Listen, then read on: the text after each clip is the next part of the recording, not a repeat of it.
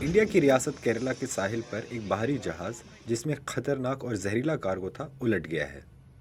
Liberia کا یہ جہاز تیل، ایندھن اور کچھ کیمیکلز بھی لے جا رہا تھا۔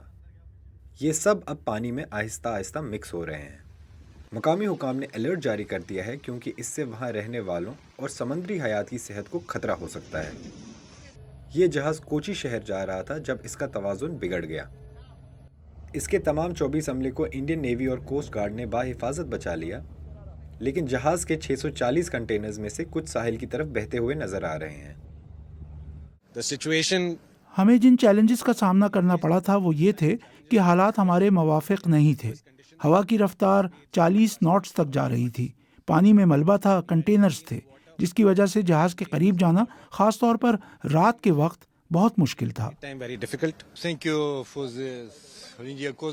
ہمیں بچانے کے لیے انڈین کوسٹ گارڈ کا شکریہ۔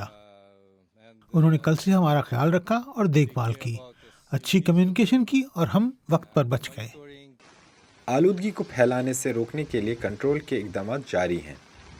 انڈین کوسٹ گارڈ نے بتایا کہ جہاز میں 13 کنٹینرز ہیزارڈس کارگو کے اور 12 کیلشیم کاربائڈ کے تھے۔ کیلشیم کاربائڈ ایک ایسا کیمیکل ہے جو سمندری پانی کے ساتھ ملنے کے بعد فلیمیبل گیس خارج کرتا ہے۔